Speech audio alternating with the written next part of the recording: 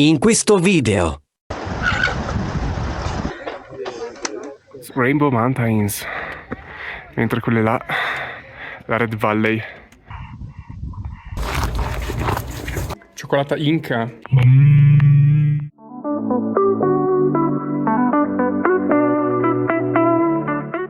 Ed eccoci qua, puntuali come sempre. Sono le 6, siamo già in viaggio da un'ora e mezzo. Ci fermiamo un attimo a fare colazione e poi dovrebbe mancare l'ultima ora per arrivare alla partenza per le Rainbow. Vediamo di trovare forse un caffè, che sarebbe tipo il terzo della vacanza, non sarebbe male. Finita la colazione, ripartiamo con l'obiettivo di arrivare al parcheggio base, situato circa 4700 metri, per poi proseguire a piedi fino in cima. Più che strade sono sentieri, e non mancano ovviamente gli incontri con i locals. Un alpaca affamato, e dall'altra parte un po' di lama che se ne vanno.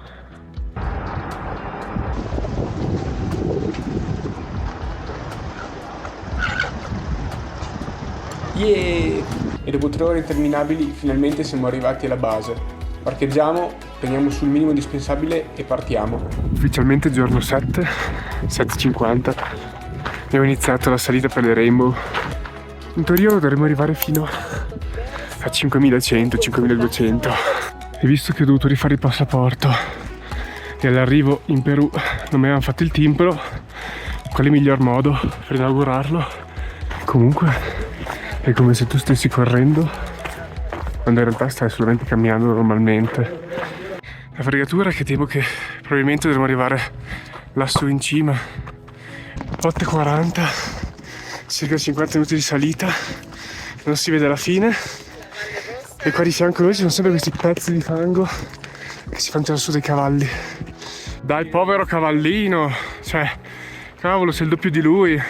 Ci spiegava la nostra guida che praticamente è l'unico lavoro che si riesce a fare qua su, perché non cresce praticamente nulla. Ed è arrivato il momento di sparare lo shot. La caramellina alla chica morada. È un mais luoro viola. Molto buono e in teoria no, non ha nessun superpotere, però è buono, quindi. Quella là è la Red Valley, una concorrente che ci ha creduto poco. Abbiamo iniziato a spogliarci, anche perché c'era un caldo incredibile. Adesso vediamo più avanti di toglierci anche il resto della roba. Vabbè, qui ci sono loro. E cominciamo a vedere la vetta, forse. Ragazzi, siamo arrivati. Oddio, meno male che c'è il sole. Oh, che fatica. 5032, top. E quindi alla fine ce l'abbiamo fatta. Anche i 5K sono stati fatti fuori. Come non sentirli? Adesso vado a prendere un attimo la bombola di ossigeno che l'ho lasciata qua dietro e poi magari vediamo di fare qualche foto. Comunque sì, è indeciso se fra le red là in fondo o le rainbow qua quali siano le più particolari. Pensare che un tempo qua era tutto ghiaccio e una volta che si è sciolto sono venuti fuori sti colori. È bello anche il mio fiatone. Oddio, muoio. Qui è tipo mercato, cioè ti trovi di tutto. Manca solo l'hotel. Devo dire che sono stati davvero bravi a rendere ciò così turistico. Guarda chi c'è qua, ma guarda che bellini. Qua sono grossi di bestie gigantesche. Questi non hanno gli occhiali da sole, quindi non vale. Eh no. E là dietro invece c'è ghiacciaio 6003. E comunque cosa dire? Direi che questa sia una delle tappe più belle del Perù. Adesso nei prossimi giorni vediamo Machu Picchu se ci sorprenderà ancora di più, ma devo dire che per adesso è uno spettacolo veramente da lasciare senza fiato, letteralmente. Un po' l'altezza, un po' il sole, un po' i colori incredibili. Una fatica, alzatacce e tutto, ma ne merita assolutamente tantissimo. Procediamo adesso per la montagna rossa. Piccola tassa, 10 soldi, vabbè, 2,5 euro. E poi vediamo di andare dritto giù di là. Piccolo booster. Ci aspetta un altro circa 45 minuti di camminata. Easy. Posso dire che sono quasi più belle le rosse, forse? No vabbè dai, più belle no, però meritano tantissimo e nessuno se ne caga. Prendiamo un attimo di fiato perché sta Red Valley sembrava vicina ma tira. Comunque è rossissima ed è stracalda questa terra, veramente mi piace tantissimo. Siamo tornati da 6.000, quelli con la neve, 5.500 in su. Ce l'ha fatto fare. Qua muoio. Non capisco perché la gente si diverte a fare le camminate in montagna. Cioè non è divertente, fai fatica, forse sudi, puoi farti male, cadi, ti ammazzi. Dimmi che c'è l'autobus qua. Cazzo che bella! Sì. Vacca che... no, guarda, è bellissima. Wow! Per il Belvedere sono altri 10 soldi, andiamo su, piano piano. Oh, Questa è altra comunità. Non ne ho di cibo. Un'opera pia. Ma ecco. Felice. Red Valley. Cioè probabilmente mi piace di più della Rainbow. Cioè continuo a ripeterlo ma è veramente senza senso. È rossissima ed è gigante. Non è solamente una montagna, è una valle.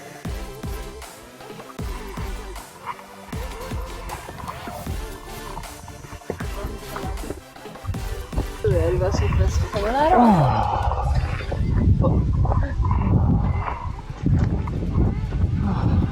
Mirador, la Red Valley. Todo indoor. Adesso forse andiamo laggiù forse. Scendendo dalla Red Valley, se non fosse per il ginocchio che fa male, sarebbe anche quasi facile. Rainbow più Red Valley fatte, super soddisfatti. Andiamo a mangiare perché ce lo meritiamo. Il giorno dopo. Sono passate un po' di ore secondo me dall'ultima clip. Ieri alla fine quando ci siamo appoggiati in bus dopo le Rainbow erano distrutti, mi è uscito un mal di testa atomico e alla fine abbiamo fatto un 7-8 ore perché siamo partiti alle 7:30, siamo arrivati giù alle 2:30, quindi sì, insomma. Oggi quindi è l'8º giorno, è abbastanza libero. Adesso andremo probabilmente a prendere un autobus locale per andare a Pisac, dove c'è la torre di Pisac. Dopodiché vediamo, perché in realtà possiamo un pochino fare quello che ci pare e non abbiamo ancora deciso nulla. Andiamo? Ora, Pisac, andiamo, secondo me qua ci ammazzano. Va, grazie, facciamo il frontale. Meno male che era frenato. Meno male che c'è il dosso là. Siamo arrivati a Pisac. Abbiamo speso addirittura circa 1,5 € per 45 minuti di transfer. Un attimo fatti prendere la mano dalle mercatini. Sembra una roba veramente bellissima.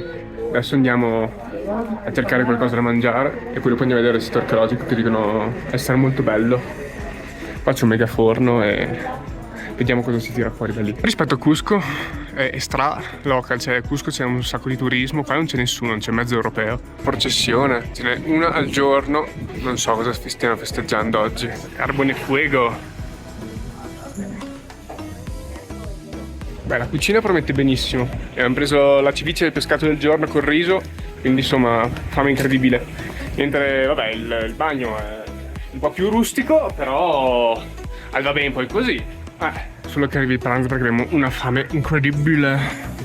Vabbè, e anche oggi non moriamo di fame. Adesso vediamo di arrivare su al sito archeologico se ci riusciamo. In più abbiamo recuperato anche qualche informazione su Iquitos che probabilmente potrebbe tornarci utile nell'ultima parte del viaggio, ma vediamo. Niente, non volevamo prendere il taxi, ma alla fine sconfitti e vabbè, gli abbiamo dati un po' di cash. Fine. Andiamo a vedere questo villaggetto. Abbiamo fatto un altro mirador anche oggi. Ci eravamo ripresi a camminare ma ci siamo riusciti, abbiamo fatto comunque la nostra 45 minuti oretta. Cucchine zero, ghiaccio limone. Va bene, la prendo. Finito il giro al sito archeologico. Diciamo che su carta lo vendevano molto bene perché c'erano non so quante migliaia di recensioni, 10 milioni di stelle. Poi vabbè, opinione personale, sì carino, però non so se effettivamente l'avrei fatto, o perlomeno, visto che il biglietto era già incluso in quello che andremo a visitare domani e oggi abbiamo la giornata e il tempo, ci stava. Però venire qua apposta per vederlo probabilmente no. Stiamo cercando un autobus per Cusco. Quanto sono bellini. Ecco, forse il nostro autobus. Ah no, cioè palesemente ignorato. Ciao. Qualche ora dopo. Per nascondere la carne e il fiore, così c'è la verdura. Ma com'è che dalla cucina si è espanso anche agli hotel? Perché lui è Così. Il giorno dopo. Giorno 9. Oggi andiamo verso la Valle Sacra e visiteremo più di un posto interessante. Il primo che abbiamo appena fatto tappa è un posto un po' turistico, però ci hanno fatto vedere come lavorano il manto degli animali. Quindi i vari prodotti naturali che usano, come fanno a tirarlo, come fanno a farci i vari disegni, e poi ovviamente hanno provato a venderci qualcosa, ma normale. Qua c'è un lama di 2 metri, molto affamato. Ma che bellino! Si litigano. Qua abbiamo un po' di cuy, piatto tipico peruviano. Noi non credo che lo assaggeremo perché non ci ispira troppo. Poi hanno detto che è una carne molto grassa, tra l'altro. Però, vabbè, insomma, non faranno una bella fine. 20 minutes later. Seconda tappa, le antiche rovine. Ci aspetta una scalinata, saranno 200 gradini. Questa cultura, oggi conosciuta per tutti come la gran cultura inca. Ahí están los 3 mundos, ahí está el calendario y ahí está todo lo que es. 13 gradi di inclinazione per essere antisismico. Tutti fatti così, i muri originari Inca. Guarda in prima un attimino questo, sopra la collina, la montagna, sotto la terrazza si vede le pietre in questa forma, dopo ripiena di pietra, sabbia, argilla e l'ultima parte terra fertile, serveva per il drenaggio dell'acqua. Comunque incredibile, cioè 3006-3007 sembra di essere pianura in Toscana, cioè c'è qualche collinetta, ma in realtà siamo qua in mezzo alle Ande, cioè non si riesce a credere. Fun fact, praticamente i peruviani non hanno i capelli bianchi perché utilizzano una radice per lavarli che ritarda tantissimo la scomparsa del colore. E infatti ancora attualmente non ne ho trovato uno con la chioma bianca. 3 hours later. L'idea di avere una salina a 3000 metri in mezzo al nulla, lontanissimo dal mare, cioè pazzesco.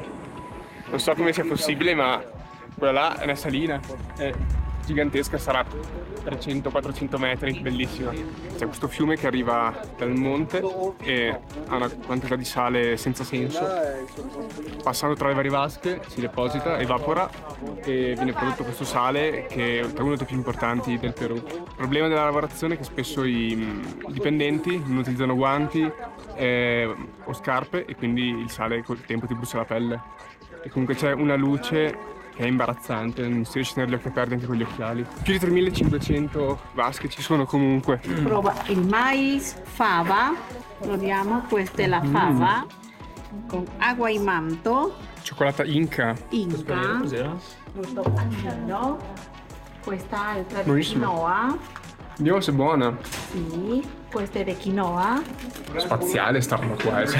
La gatta peso d'oro, ma non ce la facevo più a sta stessa cioccolata. Quindi niente, qui abbiamo una cioccolata con quinoa pop e una cioccolata con maca. Mangi in un attimo, però va bene, sono buonissime. Le abbiamo già assaggiate dentro e non ce la faceva resistere. 12 seconds later. Terza tappa di oggi, siamo sempre a 3500 circa.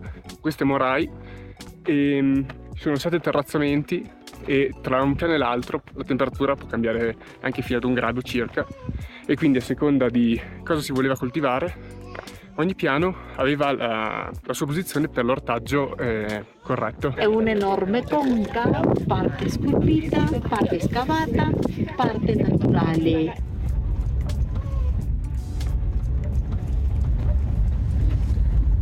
One hour later. Quarta tappa, Ollai Taitambu. Ci sono un sacco di gradini, doveva non esserci in teoria gente perché hanno detto dai, andiamo nell'ora di pranzo dove tutti mangiano.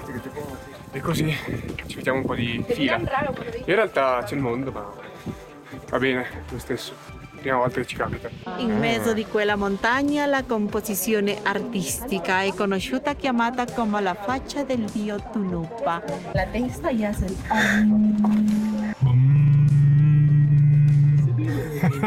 Bellissimo. Quanta rimbomba. E comunque sono gigantesche, cioè ci sono 1, 2, 3, una quindicina di gradoni e l'uno almeno sono 3 metri, quindi è grandissima. Poi c'è tutto anche questo lato che è altrettanto figo, con queste montagne giganti, proprio 3 valli. Finito anche questa visita Cincero, fra Pisac, Latte Tambu, Morai e Cincero. Se dovessi fare una lista di preferenze personali, probabilmente metterei la Salina, pari merito, con Latte Tambu, che è questo, e poi Pisac e Morai e le altre rovine che abbiamo visto stamattina per ultimo posto. Non perché non siano belle, ma insomma rispetto a queste non c'è assolutamente paragone. Ho appena salutato la nostra mamma Sita, che per 3 giorni ci ha accompagnato a esplorare il lungo e il largo di dintorni di Cusco.